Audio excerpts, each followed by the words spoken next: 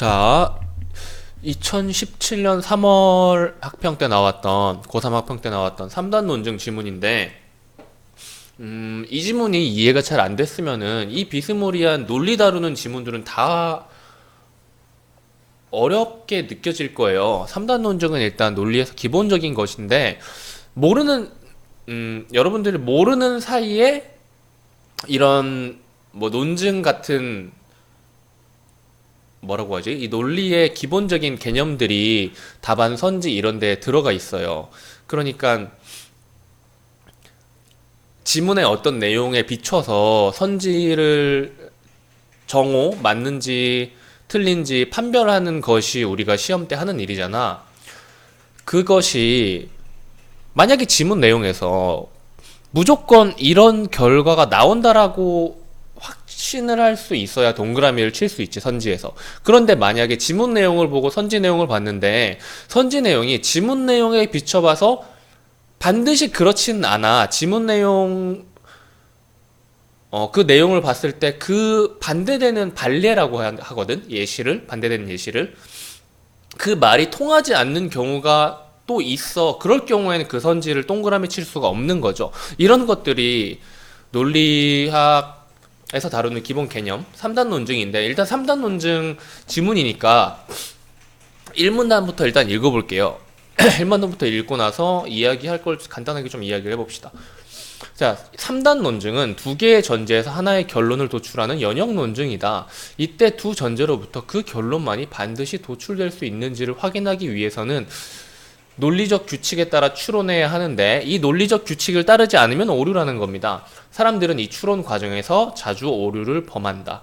인지실험 연구자들은 3단 논증의 추론 과정에서 일어나는 오류 현상에 일정한 유형이 있다는 것에 착안하여 오류의 원인을 분석했다. 그러니까 이 지문이 말하는 것은 3단 논증의 추론 과정에서 일어나는 오류에 대해서 이야기하는 것이니까 당연히 3단 논증에 대해서는 알아야겠죠. 지문에서도 설명을 해주긴 하겠지만은 우리 오늘은 알 겁니다. 자, 여기에서 이제 오류의 원인을 다루는 이론은 분위기 이론이 있고, 심적 모형 이론이 있고, 그리고 또 뭐가 있어요? 믿음 편향, 이렇게 세 가지를 다루고 있는 거죠. 문제들은 이 세 가지에서 나올 테고, 그리고 뭐 간단하게 1문단이나 5문단에서도 사실 확인 문제 같은 느낌으로 나올 수도 있을 겁니다. 자, 일단 1문단 읽어봤는데 3단 논증이라는 걸 기본적으로 알아야 되는데 개념을 잡아줄게요. 아주 쉽습니다. 자, 3단 논증이라는 게 두 전제로부터 하나의 결론을 도출하는 연역 논증이라 그러는데, 여기서 중요한 개념, 연역 논증과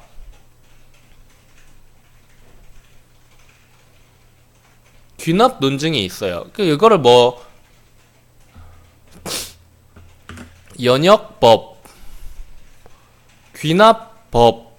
귀납법이라고도 하는데, 이것에 대해서는 요걸 무조건 알아야 뭐 이 지문을 볼 수 있는 건 아니니까 제가 개념 설명은 하지 않을게요. 이 녀석들 같은 경우에는 인터넷에 치면 많이 나와요. 내가 설명하는 것보다 훨씬 더 자세하게 나오니까 인터넷에 쳐보고, 그리고 정리를 해가지고 우리 톡으로 정리한 노트를 사진으로 보내주는 식으로 숙제를 해도 괜찮을 것 같아요.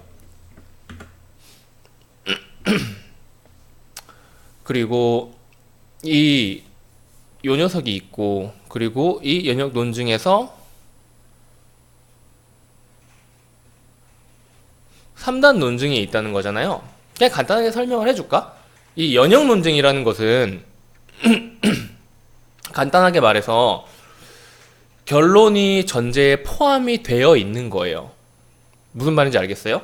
이미 전제에 결론 내용이 숨어져 가지고 들어가 있는 거야. 귀납 논증은 결론 내용이 전제에 포함이 안 돼 있어요. 이렇게 말하면 되게 좀 뭐라고 해야 되지? 이해가 안 될 수도 있는데 그런 거예요. 그러니까 만약에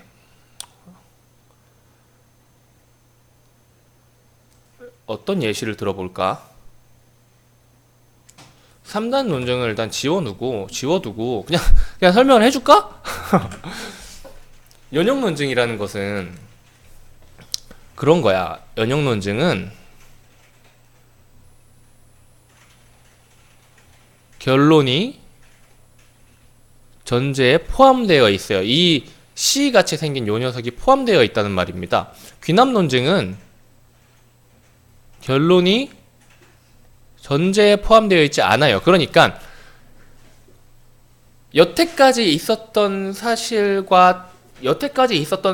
안에 들어가 있지 않은 새로운 것을 결론으로 이끌어낸 건데 아주 많이 쓰이는 예시가 있어요. 귀납 논증부터 해볼게요.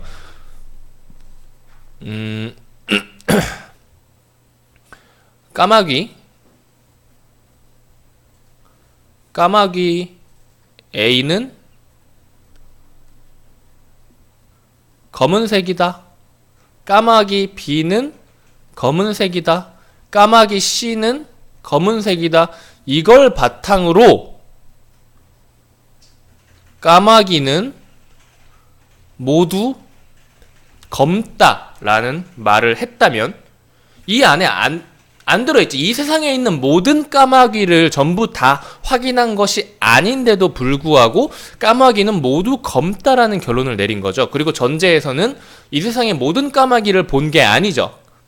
이 까마귀를 아무리 A, B, C, D, E, F, G 아무리 많이 늘어놓고 수백 마리, 수천 마리, 수만 마리를 전부 다 검은색이라고 확인을 했더라도 내가 확인하지 않은 어떤 까마귀는 하얀색일 수도 있겠지만 그쵸? 어떤 까마귀는 하얀색일 수도 있어요.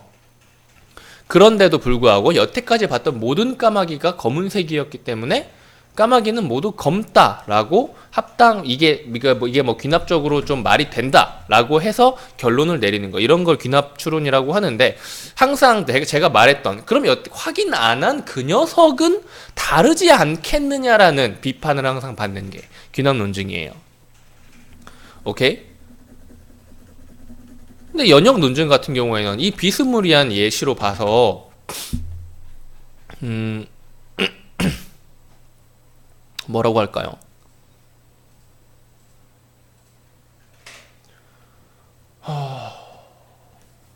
이 세상에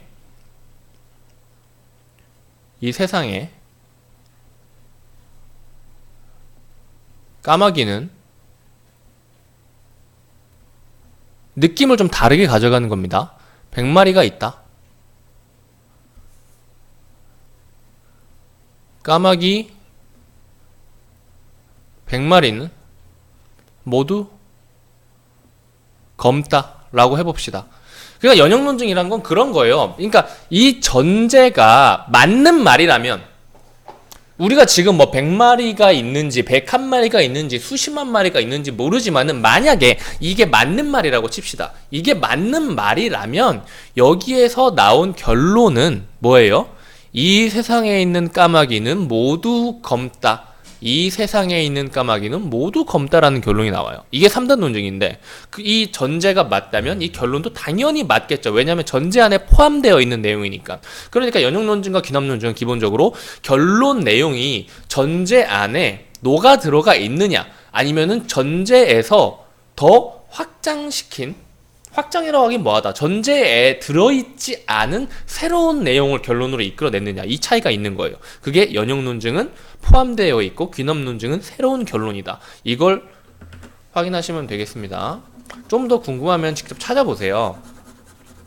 이런 개념들은 찾아가지고 개념 쌓는 게 제일 중요하니까. 그리고 두 번째가 이겁니다. 3단 논증. 우리 방금 전에 까마귀 100마리 했죠. 이게 3단 논증이었는데 기본적으로 이걸 아셔야 돼요. 어떻게 써볼까요? A는 B다. 전제 1. 그리고 B는 C다. 전제 2. 이 안에 들어가 있으면서 아직 말은 하지 않은 이 안에 자연스럽게 녹아있는 내용이 뭐죠? 여기서 자연스럽게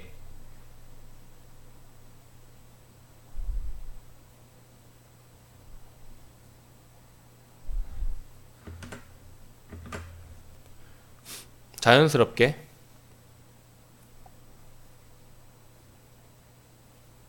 A는 C다라는 결론이 나오죠. 무슨 말인지 알겠어요? 이 그냥 이렇게 나올 경우에 여기에는 어떤이라는 말이 안 들어와 있기 때문에 모든이라는 게 생략이 되어 있는데 요걸 이렇게 하면은 더 확실하게 되어 있을 겁니다. 모든 A는 B다. 모든 B는 C다. 그러면은 어떤 식으로 그림이 그려지냐면 벤 다이어그램을 그려볼까요? A가 있는데 두 가지로 그릴 수가 있어요. 모든 A가 B 안에 포함되려면 A는 B의 부분 집합이어야죠. 그러니까 A는 B 안에 들어가 있거나 이게 아니라 똑같은 형태가 하나 더 있죠. A가 B의 부분 집합이지만 이것과 그림 형태가 다른 게 하나 더 있죠. A와 B가 동일할 경우에 여기에서 모든 B는 C다로 들어가려면 이 모든 B가 C의 부분 집합이어야겠죠. 여기에서 이 녀석이 요거의 부분 집합이든지 요 녀석의 부분 집합이든지 아니면은 A는 B는 C라는 셋 다 동일한 경우 요런 벤 다이어그램의 경우에 이 3단 논증이 성립이 되는데 여기에서 봤을 때 A는 여기 이렇게 있잖아요. 이 A가 C 안에 당연히 포함되어 있죠? 여기도 A가 있죠? A가 C 안에 포함되어 있죠? 여기도 A가 있죠? A는 C랑 동일하니까 C 안에 포함되어 있다고도 말할 수 있죠. 이렇게 되는 거예요. 그런데 여기에서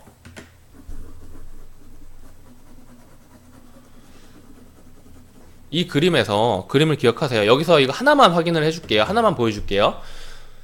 어떤 B는 C다라는 녀석을 확인을 하려면 이겁니다. 어떤 B는 C예요. B의 일정한 부분이 C에 있어요. 그런데 나머지 B는 C가 아닌 거죠. 그렇죠. 그러니까 교집합이 존재하는 것이다라고 보시면 돼요. 교집합이 있고 여집합이 존재한다고 보시면 되겠네요. C에 포함되지 않는 이게 어떤이라는 녀석의 벤 다이어그램이에요. 요거만 아시면은 이제 이 문단 이해하는 거는 별로 어렵지가 않을 텐데 같이 읽어볼까요? 자, 그래서 인지적 측면에서 오류의 원인을 분석한 최초의 주요 이론은 분위기 이론인데 여기에서 모든 A는 B다, 어떤 B는 C다. 요거 그리고 어떤 A는 C다라는 말이 있는데 이 결론이 반드시 도출되지 않기 위한 벤 다이어그램을 그려볼 수가 있어요. 그려볼까요? 모든 A는 B다라고 해봅시다. 어떤 B는 C이다.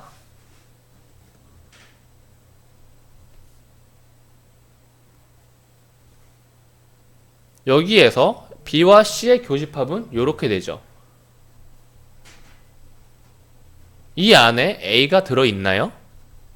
이 안에 안 들어가 있죠. 어떤 A는 C다가 반드시 도출되는 것은 아니다. 이게 바로 반례를 든 거예요. 반례를 든 건데 그렇기 때문에 반드시 도출되는 것이 아닌다는 말이 이제 이해가 됐죠. 그럼에도 불구하고 반드시 도출된다라고 생각하는 사람이 많대요. 그 이유가 뭐냐 보니까 분위기 때문이래. 전제가 긍정인가 부정이다. 그러니까 뭐뭐이다라고 말하는 게 긍정이죠. 뭐뭐가 아니다라고 말하는 게 부정이죠. 긍정인가 부정인가. 그리고 전칭, 특칭, 모든 어떤인가에 따라서 일정한 분위기를 형성하게 돼서 사람들이 결론 짓는 것에 영향을 미친대요. 자, 분위기 이론은 그래서 이거 지울게요.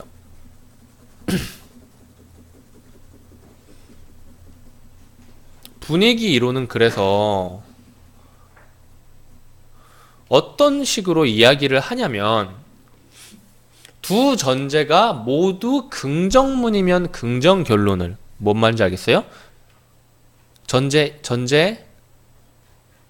1, 전제 2가 무엇이다 라고 끝나면, 둘 다 무엇이다 라고 끝나게 되면은 긍정 결론을 받아들이는 경향이 있대요. 무엇이다 라는 결론을, 이게 맞는지 틀리는지 상관없이 받아들이는 경향이 있대요. 그리고 하나라도 부정문이면 부정 결론을 받아들이는 경향이 있대요. 하나라도 부정이라는 것을 세 가지가 있죠. 요게 첫 번째, 무엇이, 전제 1이 무엇이 아니다, 전제 2가 무엇이다 인 경우, 그리고 하나라도 부정문이라는 경우, 전제 1이 무엇이다 긍정, 전제 2가 무엇이 아니다 부정, 그리고 하나가 더 있죠. 뭐예요? 둘 다 부정, 무엇이 아니다라는 말을 하고 있는 것이죠. 이게 전제가 하나라도 부정일 경우를 말하는 세 가지인 거죠.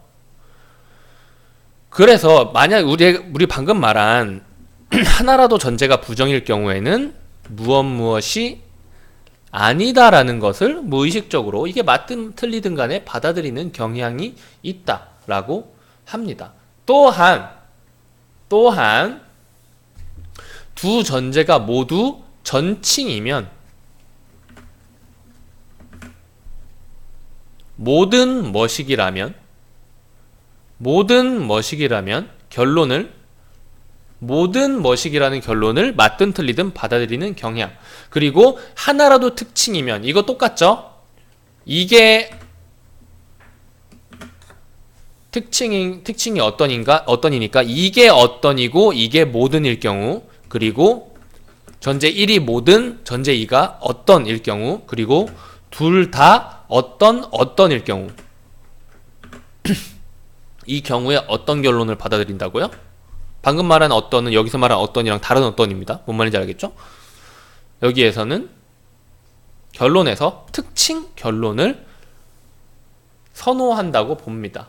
하지만 똑같은 결론이 도출되는 두 개의 서로 다른 3단 논증에 대한 사람들의 상이한 반응? 이게 무슨 말이야?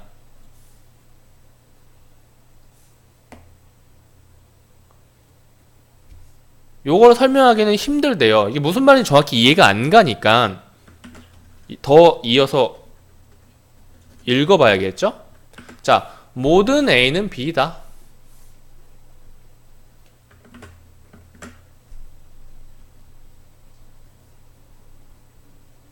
그리고 어떤 B는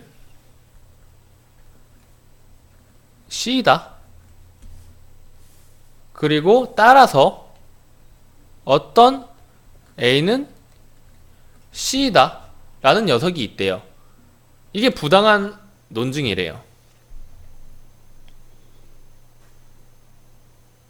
이거 우리 방금 전에 그림 그렸던 요 위에 있는 논증이죠. 이거 우리 벤 다이어그램 그리면서 A, B, C 요렇게 해서 여기에 A가 포함되지 않는다라고 그림을 그렸죠.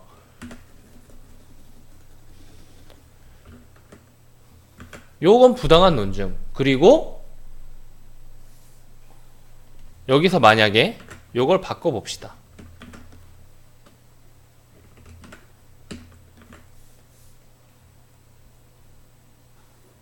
어떤 A는 B이다. 모든 B는 C이다. 따라서 어떤 A는 C이다라는 타당한 논증이 주어졌을 때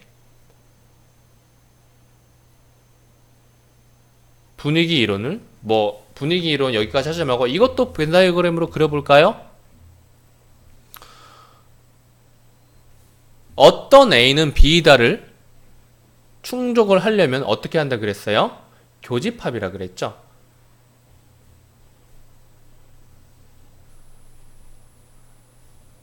이렇게요. 이건 어떤 A는 B이다를 충족시키는 것이죠. 그리고 모든 B는 C래요.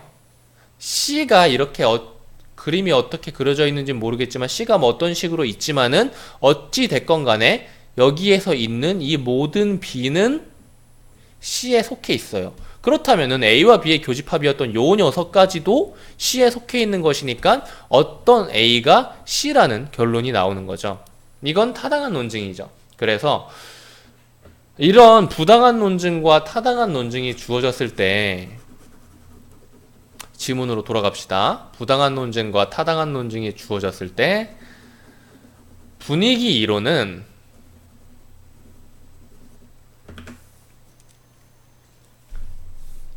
지금 이 똑같은 결론이 도출되는 두 개의 서로 다른 3단 논증이라는 말이 이거예요. 이 첫 번째 논증은 어떤 A는 C이다. 그리고 두 번째 논증도 어떤 A는 C이다 라는 똑같은 결론이 도출됐는데 첫 번째 거는 우리 그림 그렸듯이 부당한 것이었고 두 번째 거는 합당한 것이었죠. 타당한 것이었죠. 그래서 분위기 이론은 여기에서 어떤 이야기를 하느냐. 피험자들이 실험에 참가한 사람들이 두 논증의 결론을 모두 비슷한 비율로 반드시 이것이 도출된다. 맞는 말이다. 라고 선택할 것이라고 예측한대요. 부당한 애가 있고 타당한 것이 있지만. 왜냐하면 여기가 중요하겠죠, 당연히. 전제 하나가 특징이라는 점에서는 차이가 없기 때문이다. 둘 다 어떤 그리고 어떤이라는 전제 하나가 특징 뭐예요?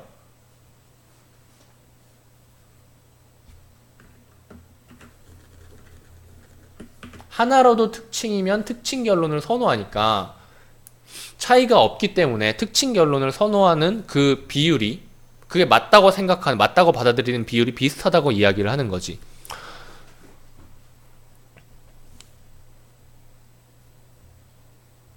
하지만 피험자들은 타당한 논증인 후자를 부당한 논증인 전자보다 더 높은 비율로 반드시 도출된다를 선택한다는 것이 밝혀졌대요.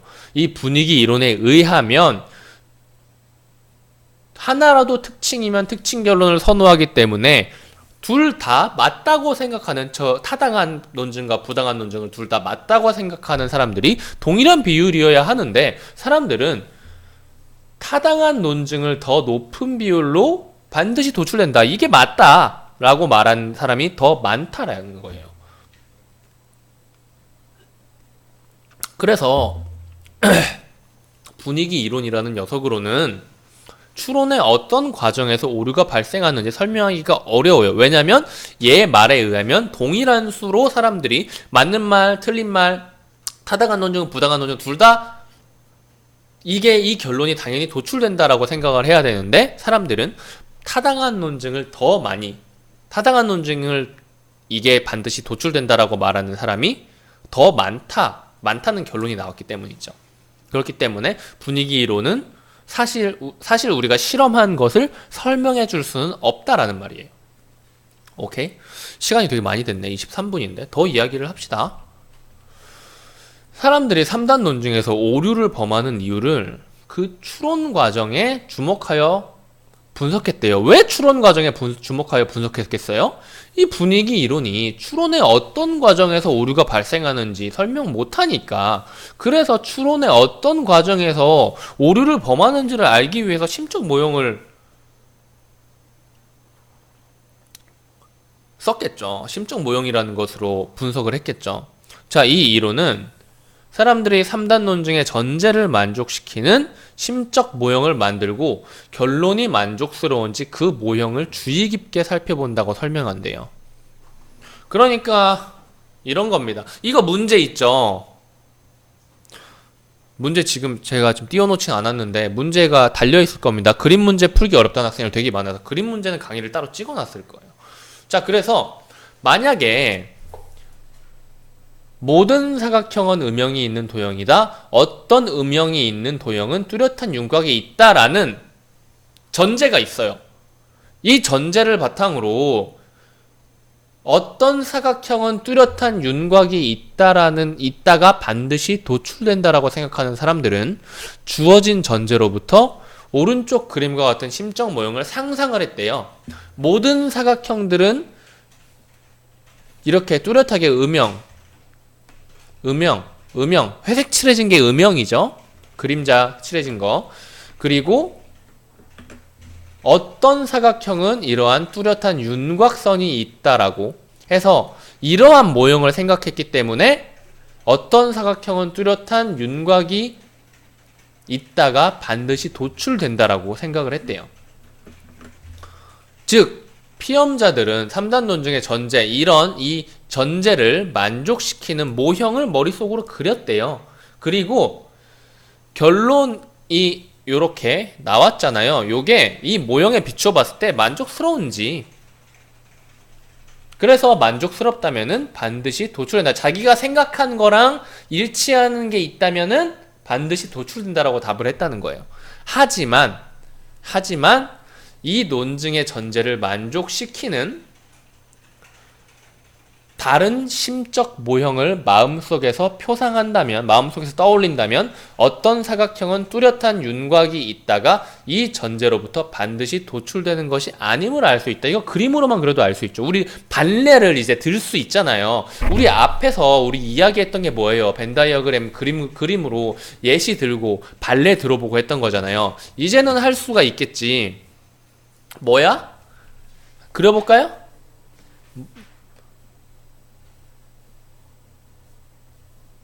만약에 뭐 이런 그림이 있다고 칩시다. 모든 사각형은 음영이 있는 도형이다.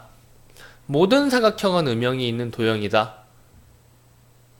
모든 사각형은 음영이 있는 도형이다. 동그라미에 대해서 말이 없어요. 동그라미가 음영이 있을 수도 있고 없을 수도 있어요. 그쵸? 하지만 음영이 있는 것을 그려볼 수도 있죠. 충분히. 왜냐하면 전제에서 딱 명백하게 정해준 것이 아니기 때문에 이런 것을 그려볼 수가 있어요. 그리고 어떤 음영이 있는 도형은 뚜렷한 윤곽이 있다. 음영이 있는 도형 중에서 뚜렷한 윤곽이 있는 도형이 하나라도 있기만 하면 되는 거예요. 이렇게 음영이 있어요. 요 모형은 이 전제를 어긋나지 않았죠. 전제에 어긋나지 않았죠? 전제를 충족시키는 모형이죠. 하지만 어떤 사각형에 뚜렷한 윤곽이 있나요? 사각형 중에 뚜렷한 윤곽이 있는 사각형이 있나요? 없죠. 이런 식으로 그려볼 수가 있는 거예요. 잠깐만. 문제를 한번 볼게요. 이거 그거잖아. 자, 이거 잠깐만.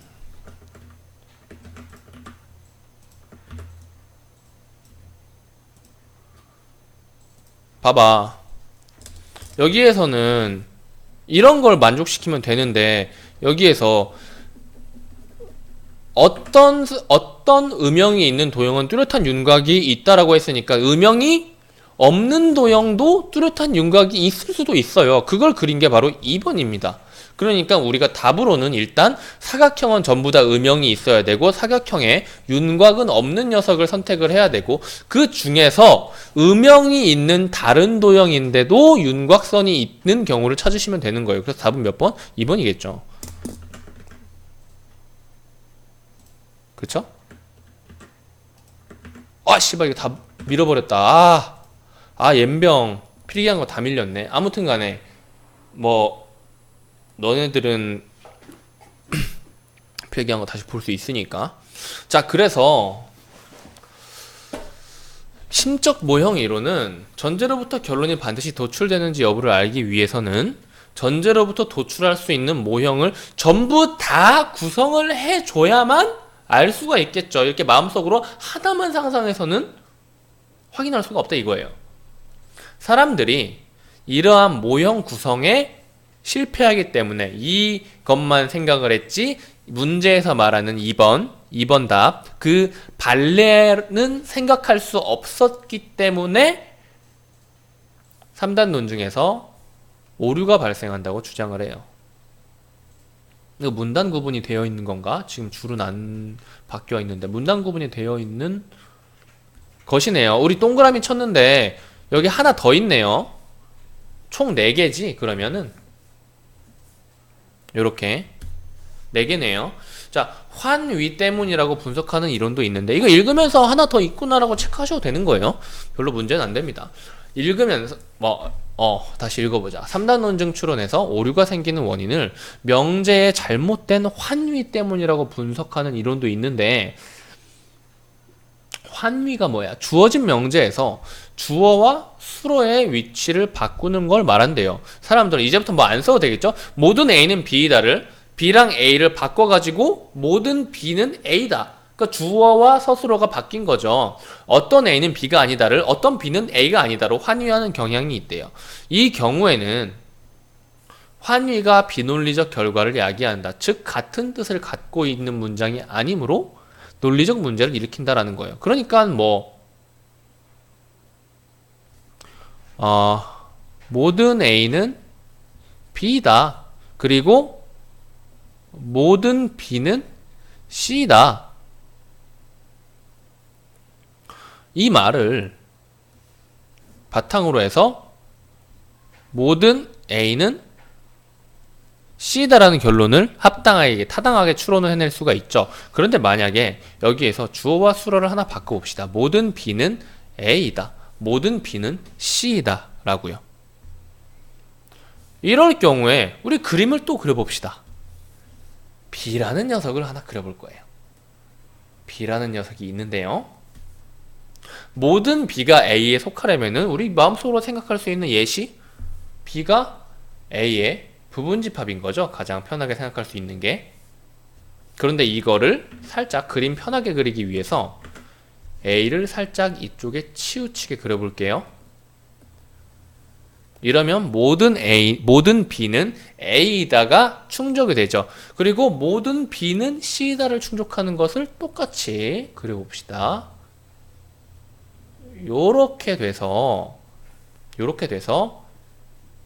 이 B라는 녀석은 A의 부분집합이기도 하고 C의 부분집합이기도 해요. 모든 B는 A이다를 충족하고 모든 B는 C이다를 충족하지만 여기서 결론으로 나오는 모든 A는 C이다를 충족시키지 못합니다. 바로 이 여집합이 있기 때문이에요. 그림으로 그려보는 거예요. 자, 요게 바로 주어와 서술어를 바꾼 환위 때문인 겁니다. 오케이? 이해되죠, 이제? 자, 그래서 논리적 오류를 야기하게 되는 겁니다. 자, 그 다음에 사람들은 결론이 담고 있는 내용에 영향을 받아서 오류를 범할 때도 있대요. 우리 여태까지는 전제를 가지고 장난질을 쳤는데 이제는 결론을 가지고 장난질을 쳐야 되네요. 피험자들은 두 전제로부터 그 결론이 반드시 도출될 수 있는지 여부보다는 내가 가지고 있는 믿음 체계와 정합적 믿음 체계와 그 결론이 부합하는지, 적어도 내가 가지고 있는 신념, 생각과 결론이 논리적으로 모순을 일으키지 않는지, 그걸 바탕으로 해서 결론을 받아들이는 성향. 그러니까 내가 믿는 그 방향으로 편중되는 믿음 편향이 있다는 점이 발견이 됐대요. 에번스라는 아저씨가, 아줌마일 수도 있죠. 아무튼 에번스는 사람들이 일단 결론의 믿을 만함을 평가를 하고, 이 결론이 자기 생각에 따라서는 믿을 만한 것 같은데, 그러니까 전제로부터 타당하게 추론이 된 건지에 대해서 생각을 하든 말든 상관이 없고, 결론이 괜찮다면 논리적 규칙을 적용하지 않고 그대로 결론을 받아들인다고 분석을 했대요. 그러니까 이런 거예요. 결론이 원래대로라면은 아니다. 이거부터 합시다. 결론이 믿을 만한가? 여기에서 이제 yes, no가 갈리죠. 그럼 여기에서는 그냥 납득을 해버리는 거예요. 결론이 내가 가진 사고체계에 비추어 봤을 때 이거 좀 이상한데? 냄새가 꼬롬한데? 라는 생각이 나면 그제서야 논리적 규칙을 적용해서 분석을 한다 이겁니다. 그런데 우리는 원래대로 하려면 그거예요. 원래 논리적 분석을 바탕으로 이게 만약에 타당하다, 부당하다라는 결론이 나왔을 때 여기에서 이제 납득, 여기에서 아니오가 나와야 되는 거예요. 원래대로라면. 하지만 결론이 믿을 만한지를, 그러니까 이 타당과 부당을 구분짓는 그 질문 자체가